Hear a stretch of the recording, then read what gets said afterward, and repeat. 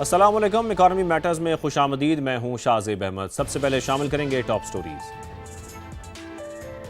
मशरक़ वस्ता की सूरत हाल के बावजूद तरसीलात ज़र में इजाफा। मार्च में 17% इजाफे से 3 अरब 83 करोड़ डॉलर पाकिस्तान भेजे गए।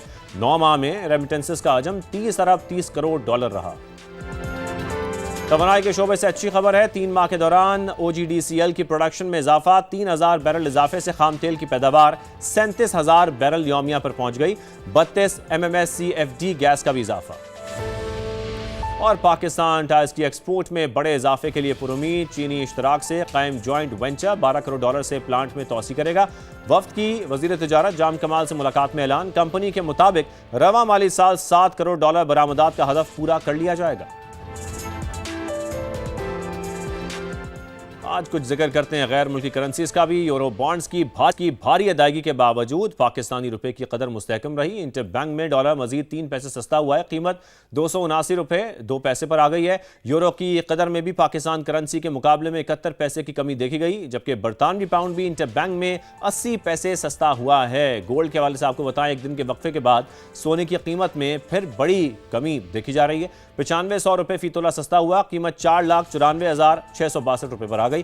10 ग्राम के हवाले से आपको बताएं, ये सोना 8,145 रुपए सस्ता हुआ है। फिर इंटरनेशनल मार्केट में गोल्ड $95 फी ओन सस्ता हुआ, जिसके बाद इसकी कीमत $4,723 फी ओंस पर आ गई है। आज के मौजू की तरफ आते हैं। आज हमने तफसीलन बात करनी है आज के प्रोग्राम में इस डेवलपमेंट की, जिसका हम दुनिया भर से देख रहे हैं कि सबसे ज्यादा शिद्दत से इंतजार किया जा रहा था। पाकिस्तान की जो कामयाब सिफारतकारी है, उसने ईरान और अमेरिका जंग के जो शोले हैं वो बुझा दिए हैं। दुनिया भर के ममालिक जो एनर्जी क्राइसिस का सामना कर रहे थे, उन्होंने सुकून का सांस लिया है। आपने हुर्मुज़ खुलने के बाद महदूद तिजारत भी शुरू हो गई है। ये भी एक बड़ी अच्छी खबर है, जिससे एनर्जी की कीमतों में जबरदस्त कमी आएगी। जंग के दौरान $120 पर पहुंचने वाले रेट्स अब $97 पर आ गए हैं, यानी कि इस वक्त कीमत कम हो रही है। इंटरनेशनली भी फ्रेट चार्जेस को भी देखा जाए, इंश्योरेंस प्रीमियम भी, इसमें भी कमी की तवक्कुआत की जा रही हैं। लेकिन अब सवाल यह है कि पाकिस्तान को सप्लाई चेन कब मुकम्मल बहाल होगी, कब हमारी कीमतें कम होंगी, कब हुकूमत पेट्रोलियम मसनूआत की जो कीमतें इसमें कमी करने का फैसला करेगी।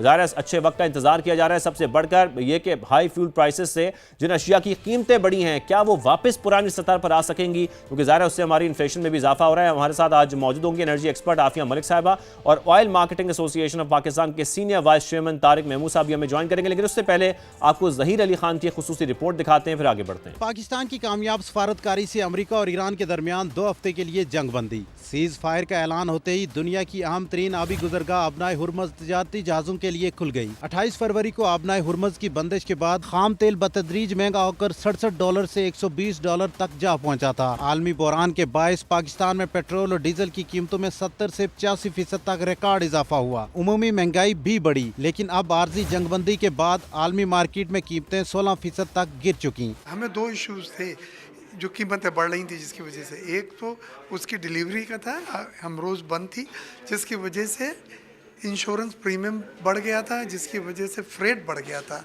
और वो तमाम का तमाम पासन हुआ था तेल की कीमतों पे।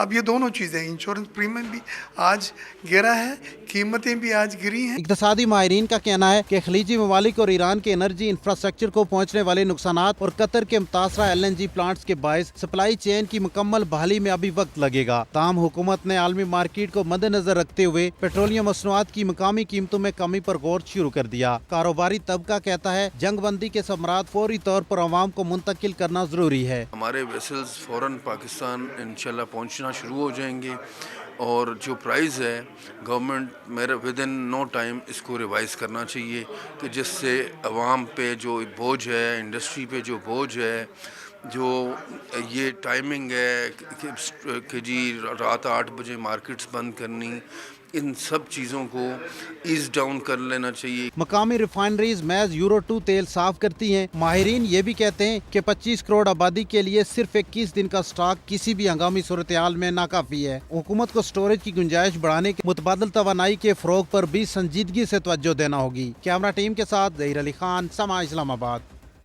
आफिया मलिक साहिबा भी हमारे साथ मौजूद है, जबकि तारिक महमूद साहब भी हमें ज्वाइन कर चुके हैं। आफिया साहिबा, मैं पहले आपकी जानिब आता हूँ। हम गुफ्तगू का आगाज़ करना चाह रहे हैं इस बात से कि ज़ाहिर है बिलाखिर जिसका हम सबको इंतज़ार था वो अब हो गया है, जिसका दुनिया भर में शिद्दत से इंतज़ार किया जा रहा था कि ये अमन मुआहिदा हो जाए। पाकिस्तान ने अमन के अलंबरदार का किरदार अदा किया है, बहुत शानदार सफारतकारी की और अमरीका ईरान में जंगबंदी करा दी है। ज़ाहिर है अभी वक्त लगेगा कुछ चीज़ें मुस्तकिल होने में, एक पायदार इसका हल निकालने में, लेकिन हम ज़रा ये जानना चाह रहे हैं जो इकनॉमिकल कंडीशन है इस वक्त खासतौर पर एशियाई ममालिक की, इसको लेकर कितना वक्त लग सकता है कि हालात मामूल पर आ जाएंगे। अभी इस्लामाबाद में भी जिस तरीके से हम देख रहे हैं कि टॉक्स चल रही हैं, उसके बाद भी एक नतीजा निकलेगा, मुस्बत नतीजा उम्मीद की जा रही है कि निकलेगा। आपने हुर्मुज़ को भी देखा जा रहा है, उसकी जो महदूद तिजारत है वो भी शुरू हो गई है। क्या उम्मीद रख सकते हैं आने वाले वक्त में हालात कुछ बेहतर होते हैं आपको दिखाई दे रहे हैं एनर्जी क्राइसिस को लेकर? बहुत शुक्रिया आपका। बिल्कुल जो है कीमतें आपने खुद ही देखा कि एक दिन में जो है वो क्रूड की प्राइसेस भी कम हुई हैं। इसके अलावा ग्लोबली जो डीजल और पेट्रोल की प्राइसेस में भी कमी वाक़ई हुई है। तो एकदम से, लेकिन ये कहना है कि पाकिस्तान में इसका इम्पैक्ट ज़ाहिर है कि वो एक हफ्ते का, हम क्योंकि एवरेज फ्लैट की बेसिस पे हमारा वीकली जो है वो रिवाइज होते हैं, तो इस वीक तो शायद इतना नहीं, लेकिन नेक्स्ट वीक अगर ये कंटिन्यू रहता है तो नेक्स्ट वीक तक पाकिस्तान में भी इसका इम्पैक्ट आना शुरू हो जाएगा कि हमारी जो पेट्रोल की और डीजल की प्राइसेस में भी, इनफैक्ट डीजल की प्राइसेस में तो गवर्नमेंट को बहुत ज़रूरी है कि करना पड़ेगा, क्योंकि उससे डायरेक्टली हमारी सप्लाई चेन्स जो हैं वो मुतासिर हो रही हैं। लेकिन ओवरऑल इसका जो है ना ये टाइम फ्रेम, वो क्योंकि ज़्यादा आपने अभी, क्योंकि आपकी रिपोर्ट में भी बताया गया है, क्योंकि इंफ्रास्ट्रक्चर काफ़ी ज़्यादा डैमेज हुआ हुआ है। और वो सिर्फ गैस का इंफ्रास्ट्रक्चर डैमेज नहीं हुआ हुआ, रिफाइनरीज का और बाकी भी ओवरऑल जो है गल्फ कंट्रीज़ में काफ़ी ज़्यादा नुकसानात हुए हुए हैं। तो उनको बहाल करना और इसके अलावा जो स्ट्रेट ऑफ होर्मुज़ का भी जो बैकलॉग है उसको भी क्लियर करना, इस सारे में टाइम लग सकता है। और ओवरऑल जो हम ये कहें कि अगर हमें वो प्री वॉर वाली जो सिचुएशन है उसमें जाने में तकरीबन चंद माह लग सकते हैं, और हो सकता है कि यानी इस साल के आखिर तक जो है ना बाकायदा तौर पे हम जो है वो स्टेबिलिटी, अगर ये कंटिन्यू रहता है तो यानी 6 से 7 महीने समझ लें कि मजीद लग सकते हैं कि छः से हम सात महीने बिल्कुल नॉर्मल बिल्कुल सिचुएशन नॉर्मल में सिचुएशन आ में आने में जाए। 6 से 7 माह लग सकते हैं। तारिक साहब, मैं आपकी तरफ आता हूँ। ज़ाहिर है जो इस वक्त सिचुएशन है, जैसा कि आफिया साहबा भी कह रही हैं, इंफ्रास्ट्रक्चर बहुत डैमेज है, और ज़ाहिर है जो तेल की तरसील है वो भी आपने हरमुज़ बंद होने से बहुत मुतासर हुई है। अब हम जानना चाह रहे हैं कि बैक टू नॉर्मल आने में कितना वक्त लगेगा। क्रूड ऑयल की जो मौजूदा कीमतें हैं उसको अगर हम देखें उसमें कुछ कमी तो आ रही है, लेकिन ज़ाहिर है जो फ्रेट चार्जेस हैं, फिर इंश्योरेंस प्रीमियम है, उसमें बहुत जल्द कमी नहीं आएगी। आपको क्या लगता है कितना वक्त लग सकता है अगर ये मुज़ाकरात इस तरीके से आगे बढ़ते हैं, चीज़ें नॉर्मलाइज हो जाती हैं, कि हम वापस उन कीमतों पे जा सकें जो कीमतें इस जंग से इन 40 दिनों से पहले थी? थैंक यू वेरी मच जी। पाकिस्तान में फौरी और मुकम्मल कमी जो है वो तो अभी पॉसिबल नहीं है, क्योंकि इसमें जो फ्रेट प्रीमियम था, जिस तरह हम $4 या $5 में प्रोडक्ट ला के मंगा रहे थे, आज वही $40 से ऊपर चला गया। अब उस $40 को नॉर्मलाइज होने में, और इट्स नॉट ओनली के जो प्रोडक्ट की इंश्योरेंस है वो होती है, जहाज की अपनी इंश्योरेंस भी होती है, तो उनको नीचे आने में काफ़ी टाइम लगेगा। और अभी भी जैसा आज सुबह ही आया कि स्ट्रेट ऑफ होर्मुज़ से जहाज निकल रहे हैं फिर रुक गए, तो ये थोड़ा बहुत इनकी नेगोशिएशन पे डिपेंड करता है कि किस तरीके से ये हमें वहाँ पे रास्ता मिलेगा खुला, जिसकी वजह से पूरे जो खासतौर पे हमारा प्रोडक्ट जो है वो यूएई से ज़्यादा आता था, क्योंकि वहाँ पे सारी रिफाइनरियों का प्रोडक्ट इकट्ठा होता है फिर वहाँ से आता है। तो यूएई को जब तक सही रास्ता नहीं मिलेगा, चीज़ें सेटल नहीं होंगी, तो तब तक ये क्रूड ऑयल का रेट नीचे आके फौरन इम्पैक्ट नहीं आ सकता। बिल्कुल, आप सही फरमा रहे हैं। आपके साहब, आप ज़ाहिर है ऑयल की हम बात तो कर रहे हैं, इसकी सप्लाई चेन मुतासर भी है, लेकिन शायद ये कम मुतासर हो, क्योंकि जो बड़ा हम नुकसान देख रहे हैं वो खासतौर पर गैस का देख रहे हैं। जो गैस का इंफ्रास्ट्रक्चर है वो बहुत ज़्यादा मुतासर हुआ है, जो कतर में एलएनजी इंफ्रास्ट्रक्चर है वो बुरी तरह उसको नुकसान पहुंचा है। आपको क्या लग रहा है जिसकी मुकम्मल बहाली के लिए लंबा अरसा दरकार होगा? ज़ाहिर है एलएनजी के प्लांट्स को दोबारा से बहाल करना, इसको निमटने में कितना वक्त लग सकता है, क्योंकि पाकिस्तान इसे बहुत रिलाय करता है। हम बिजली सस्ती रखने के लिए एलएनजी से ज़ाहिर है ये इन्हिसार करते हैं, तो हमें ज़ाहिर है अपनी एलएनजी पे इन्हिसार करते हुए कितना वक्त लग सकता है अपने इस एनर्जी क्राइसिस से निकलने में? देखिए, जहां तक ग्लोबल सप्लाईज की बात है और कतर की आपने खास तौर पे बात की है, उनका क्योंकि डैमेज हुआ है और वो उसका तकरीबन जो एस्टिमेट आ रहा है वो कह रहे हैं कि 3 साल तक इसका टाइम लग सकता है मुकम्मल तौर पे उसको बहाल होने में। अब उसका पाकिस्तान का क्योंकि लॉन्ग टर्म एग्रीमेंट है उनके साथ, और अगर हम थोड़ा सा देखें कि स्पॉट प्राइस और जो हमारा कॉन्ट्रैक्ट की प्राइस है उसमें काफ़ी ज़्यादा अभी डिफरेंस है। तो अगर तो ग्लोबली गैस की प्राइसेस जो हैं वो स्पॉट प्राइसेस वो कम हो जाती हैं in the next few months, तो इतना शायद हम जाहिर है वो कतर के साथ हम उनके साथ बातचीत करके उस एग्रीमेंट को, जाहिर है हमने अभी भी क्योंकि वहां से अब आ ही नहीं रही, तो हमारे पास ऑल्टरनेट फिर ये कि हम स्पॉट मार्केट में अगर उस रेट पे हमें मिलती है तो ले सकते हैं। लेकिन जहां तक डिमांड की बात है ना, कि गैस सेक्टर की जो हमारी जो डिमांड है ना वो ओवर द इयर्स कम हुई है। खास तौर पे जब हम बिजली की बात करते हैं, पावर सेक्टर की बात करते हैं, तो तकरीबन 40% तक जो है ना हमारी एलएनजी की कंजम्पशन पावर सेक्टर में कम हुई है। और जो दो मेन सेक्टर से जो एलएनजी कंज्यूम कर रहे थे, हमारी जो इंपोर्टेड एलएनजी, वो थे एक कैप्टिव पावर और दूसरा था ये पावर सेक्टर। और कैप्टिव पावर में क्योंकि वो जब ग्रिड लेवी लगने के बाद उनकी तरफ से भी वो डिमांड कम होगी, और ऊपर से दूसरी चीज ये, और एक ये है कि हमारे पास इस वक्त जो गैस की बहुत ज़्यादा शायद शॉर्टेज इस लिहाज से ना हो, क्योंकि अब गर्मियाँ आ रही हैं, गर्मियों में डोमेस्टिक सेक्टर की इतनी ज़्यादा डिमांड नहीं होती है, क्योंकि हीटिंग की डिमांड बिल्कुल कम हो लेकिन जाती है। आफिया साहब डोमेस्टिक और कितनी होती, लेकिन जो हमारी इंडस्ट्रियल है, ज़ाहिर है हमें बिजली तो चाहिए। अगर हम वो एलएनजी पे रिलाई नहीं करते, महंगे पावर प्लांट्स नहीं चलाते, तो फिर हमारे पास और क्या ऑल्टरनेटिव्स हैं जिसपे हम रिलाई कर सकते हैं? देखिए, ऑल्टरनेटिव हमारे पास हैं इस वक्त। हमारे पास सोलर एक ऑल्टरनेटिव है, और दूसरा ये कि हमारी अब जो गैस पे डिपेंडेंसी है ना, वो काफ़ी हद तक कम हो गई भी थी। जो मैक्सिमम पीक डिमांड जो लास्ट ईयर भी जो थी ना, जिसमें हमें गैस की ज़रूरत पड़ी, वो उसकी गैस का जो शेयर था वो 15 to 16% रहा है हमारी ओवरऑल जनरेशन में। और इस दफ़ा वो अगर ये नॉर्मल सप्लाईज भी होती ना, तो शायद इससे भी कम हो जाता, क्योंकि हमारा जो है ना हाइड्रो का शेयर भी बढ़ा है। इसके अलावा हमारा जो है वो लोकल कोल पे भी हमारी डिपेंडेंसी वो भी काफी हमारे पास आ रहे हैं, और सोलर का शेयर बहुत बहुत ज्यादा बढ़ गया है। बिल्कुल आप सही तो फरमा रही हमारा हैं। शायद वो बिल्कुल बिल्कुल, हमारी जो ज़रूरत है वो पहले से कम हुई है, अब ये भी बिल्कुल ठीक कह रही हैं तारिक साहब। जैसा कि ये फरमा भी रही हैं आफिया साहबा, ये बड़ा अच्छा मौका है पाकिस्तान कतर से जो अपने एलएनजी मुआहदे हैं इस पर नजरसानी करें, क्योंकि जो पाकिस्तान की ने जो अब अपनी गैस प्रोडक्शन है उसको भी बढ़ाया है, तो ज़रूरत पहले से कम हो गई है हमारी। सर ये आपको पता ही है 1200 मेगावाट के हमारे 4 प्लांट हैं जो कि 4800 मेगावाट चलाते हैं। इन सब पे फोर्स मेजोर पे हमें गैस ये कही गई है कि गैस अवेलेबल नहीं है। अब उन 4 प्लांट्स को आगे गर्मी का भी सीजन आ रहा है, तो बहरहाल ये एक हकीकत गोल्डन अपॉर्चुनिटी भी हो सकती है। पाकिस्तान के एलएनजी के लॉन्ग टर्म जो टेक और पे बेसिस पे कॉन्ट्रैक्ट हैं, उसमें कोई जब वो अगर सप्लाई हमें दे नहीं पाते तो हम उसको नेगोशिएट कर सकते हैं, ताकि वो यूनिलैटरल जो है नेगोशिएशन हमारी हो सकती है, जिसमें वॉल्यूम की फ्लेक्सिबिलिटी भी की जा सकती है, कोई सीजनल एडजस्टमेंट भी की जा सकती है, कोई कार्गो डेफरल भी किए जा सकते हैं। तो अभी हमारे पास ये गोल्डन अपॉर्चुनिटी है कि हम उससे कोई डिस्कस करके अपना कोई ज़र मुबादला बचा लें, जो एक या ये बचा लें, या हम सरप्लस जो एलएनजी का बर्डन है, जिस तरह मैडम ने भी बताया कि एलएनजी की कंजम्पशन कम हुई है, मैं इसमें शॉर्टकट ये बताना चाहता हूँ कि सरप्लस एलएनजी का बर्डन भी कम हो सकता है, और सर्कुलर डेट पे भी हमारा असर जो है वो पड़ सकता है, जिसकी वजह से हमें वो लेने पड़ते थे। लेकिन आज की डेट में हमारे प्लांट्स पे एसएनजीपीएल ने फोर्स मेजोर पे गैस देनी बंद की हुई है। तो उस लाजिम बात है कि उसका अल्टरनेट फर्नेस साइड वाले प्लांट्स पे पड़ रहा है, और फर्नेस साइड वाले प्लांट चला भी रहे हैं ऑन एंड ऑफ। अभी जो चूंकि वेदर थोड़ा बेहतर हुआ है अप्रैल में, तो इतनी पैनिक सिचुएशन नहीं हुई है, अल्लाह ताला ने बड़ा करम किया है। तो बहरहाल इसमें हम अपने एग्रीमेंट्स को रीनेगोशिएट कर सकते हैं इसके साथ, कतर के साथ। अदरवाइज इंटरनेशनल तो आपको पता ही अवेलेबिलिटी होती है। बिल्कुल, अपने एग्रीमेंट्स को हम रीनेगोशिएट कर सकते हैं। ज़ाहिर है अब हमें सोचना होगा, आगे की प्लानिंग भी करनी होगी। हमारे साथ ही रहिए, यहाँ पर एक ब्रेक शामिल करते हैं, ब्रेक का इस गुफ्तगू को बढ़ाते हैं। Welcome back. तारिक साहब, मैं आपकी जानिब आऊँगा। अब स्पेशली हम गैस को देखें तो तवील अरसे से अल्तवा में पड़ी जो गैस पाइपलाइन है उसको मुकम्मल करने का हमारे पास ये गोल्डन टाइम होगा, गोल्डन चांस होगा। और वफाकी वजीर जो सरमायाकारी बोर्ड है कैसर अहमद शेख साहब, वो भी इसका इशारा दे चुके हैं हमारे प्रोग्राम में। आपकी क्या राय है इस पर? सर ये पाकिस्तान के लिए गेम चेंजर हो सकता है, क्योंकि अगर वो पाइपलाइन से हम गैस भी निकाल सकते हैं, क्रूड ऑयल भी ट्रांसपोर्ट करा सकते हैं, तो हमें कोई भी एडवांटेज मिल सकता है। अगर ये इशारा मिला है या इस कोई नेगोशिएशन में, या हमारे फील्ड मार्शल साहब ने जो इतना पाकिस्तान में एक तारीखी लम्हा हमारे लिए आया है, हमारे प्राइम मिनिस्टर साहब ने और इसहाक डार साहब ने ये इतनी नेगोशिएशन की है, तो उसकी वजह से हमें शायद को फायदा मिल जाए।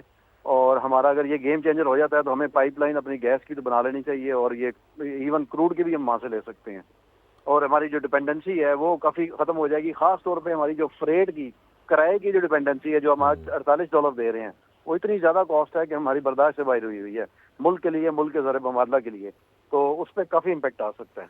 बिल्कुल, पॉलिसी की रेडीनेस करनी चाहिए, और इंफ्रास्ट्रक्चर और फाइनेंशियल पर अभी से हमें काम करना होगा, वरना ये इंफ्रास्ट्रक्चर पर मौका भी आपसे काम निकल करना होगा। जाएगा। बिल्कुल ये मौका निकल जाएगा। आफिया साहबा, जैसे कि तारिक साहब भी जिक्र कर रहे हैं, हमारे पास बड़ा गोल्डन चांस होगा। ये मुज़ाकरात ऐसी आगे बढ़ते हैं, हमारी जो हम देख रहे हैं कि ईरान के ऊपर जो अभी सैंक्शंस हैं, जो पाबंदियां हैं, अगर वो इस मुस्तकिल मुआहदे के बाद ख़त्म हो जाती हैं तो हमारे पास बड़ा अच्छा चांस होगा कि हम वहाँ से अपना तेल और गैस की जो इंपोर्ट है वो भी बढ़ा सकते हैं। और ज़ाहिर है इस वक्त जो फ्रेट चार्जेस हैं जो हमें बहुत ज़्यादा पड़ते हैं, इसकी वजह से हमारी कीमतें बहुत ऊपर चली जाती हैं, वो भी कम हो जाएंगी।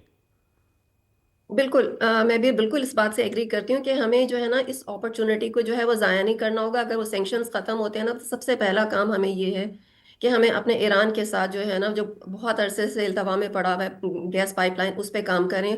और वो क्रूड, और जिस तरह अभी उन्होंने भी बताया कि दोनों जो है ना हमारे मसले जो हैं वो फ्रेट के मसले भी हल हो जाएंगे और डायरेक्टली, क्योंकि जिस तरह एलपीजी भी अभी हम डायरेक्टली उनके साथ वो रोड ट्रांसपोर्ट के थ्रू कर रहे हैं, तो अगर ये वाला हो जाता है तो हमारा क्रूड और गैस की डायरेक्ट वहां से जो है वो ट्रेड शुरू हो सकती है। ट्रेड शुरू होती है। तारिक साहब, एक बड़ा प्रॉब्लम जो हमारे मुल्क में है कि हम अगर कम कीमत पे हासिल कर भी लें तेल, उसके बावजूद हमारे यहाँ जो लेवी है, ज़ाहिर आईएमएफ की बहुत सारी कंडीशंस हैं, उसकी वजह से जो कीमतें हैं वो बहुत ऊपर चली जाती हैं। आम सार्फिन की मैं यहाँ पर बात कर रहा हूँ, उनकी जेबों पर हमारा तेल जो है, जो पेट्रोलियम मसनूआत हैं वो महंगी ही पड़ती हैं। उसको किस तरीके से कम किया जा सकता है? आपकी क्या तजावीज़ हैं हुकूमत के लिए?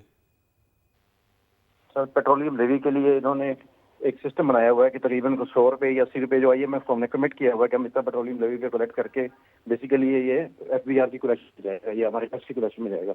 उसको तो कम तो नहीं किया जा सकता, लेकिन उसको मेंटेन करने के लिए इनको दोबारा कुछ पेट्रोलियम लेवी लगानी पड़ेगी, जो पेट्रोलियम की प्राइसेस कम होंगी। लेकिन आज की डेट में डीजल पे जो पेट्रोलियम लेवी है वो 0 है, और पेट्रोल पे जो पेट्रोलियम लेवी है वो तकरीबन 80 रुपये लीटर है। तो अब हमें देखना ये है कि अब जितनी प्राइसेस कम हुई हैं, दोबारा उसमें डीजल की प्राइस भी कम करनी है, पेट्रोलियम लेवी भी अचीव करनी है, IMF का टारगेट भी अचीव करना है। तो ये गवर्नमेंट के लिए एक बड़ी चैलेंजिंग पोजीशन है।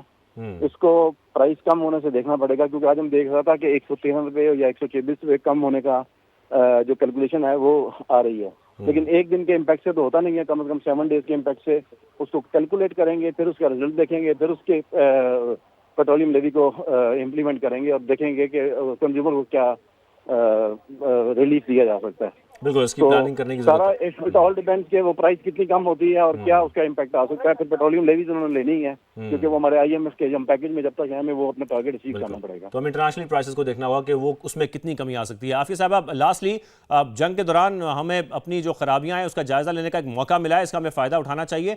लेकिन सबसे ज़्यादा जो कमी महसूस की जाती है वो ये है कि जो स्ट्रेटेजिक रिजर्व्स हैं उसकी मद में जो कमी है वो हमने देखी। ज़ाहिर है इन जंग के हालात में हमने ये महसूस किया कि हमें उसको बेहतर करने की ज़रूरत है। हमारे पास 21 दिन के स्टॉक की गुंजाइश है, इसको बढ़ाने की ज़रूरत है। आने वाले वक्त में अगर कोई इस तरह का बहरान आता है, कोई क्राइसिस आते हैं, तो ताकि हम उससे निपट सकें ईजिली। बिल्कुल आप ठीक कह रहे हैं। और अभी आपने जो 21 दिन की बात की है वो हमारे स्ट्रेटेजिक रिजर्व्स नहीं है, वो हमारी कमर्शियल इन्वेंट्रीज हैं। अभी तक हमने अपने स्ट्रेटेजिक रिजर्व्स जो है वो डेवलप ही नहीं किए हैं। तो हमें अब जो है ना फोकस करना होगा कि हम अपनी जो कमर्शियल इन्वेंट्रीज हैं उनको भी 1 महीने तक कम से कम लेकर जाएं, क्योंकि वो बहुत दिनों तक तो शायद वो रखा नहीं जा सकता, उसके स्टोरेज के इश्यूज होते हैं, वो यानी रिसाइकल करना पड़ता है। लेकिन साथ ही साथ अब हमें अपने क्रूड की जो है ना वो स्ट्रेटेजिक रिजर्व्स को डेवलप करने की जरूरत है। और एक चीज जो और बहुत ज्यादा करने की इस वक्त जरूरत है ना, कि हमें अपनी रिफाइनरीज को अपग्रेड करने की इमीडिएटली जरूरत है, ताकि जो हमारी डिपेंडेंसी है, जो प्रोडक्ट्स की डिपेंडेंसी है, उसको कम किया जाए। और अगर हमारी रिफाइनरीज जो है वो अपग्रेड हो जाती हैं, तो हमारी जो डीजल की जो इम्पोर्ट डिपेंडेंसी है ना वो खत्म, बिल्कुल मुकम्मल तौर पर खत्म की जा सकती है। तो ये 2-3 चीजें जो है ना हुकूमत को इसके बारे में सीरियसली करना पड़ेगा, काम करना पड़ेगा, ताकि खुदा ना खास्ता अगर दोबारा फ्यूचर में ऐसा कोई मसला आता है तो पाकिस्तान इससे बेहतर तौर पे निमट सके। बिल्कुल, हमें जो रिफाइनरीज हैं उसमें डेवलपमेंट लानी होगी, और ज़ाहिर है अपना इंपोर्ट बिल कम करना भी हमारे लिए बहुत ज़रूरी हो चुका है। तारिक साहब बहुत शुक्रिया, आफिया मलिक साहब आपका भी बहुत शुक्रिया, आपने इसमें हमें वक्त दिया। हमें इजाज़त दीजिए, अल्लाह हाफ़िज़।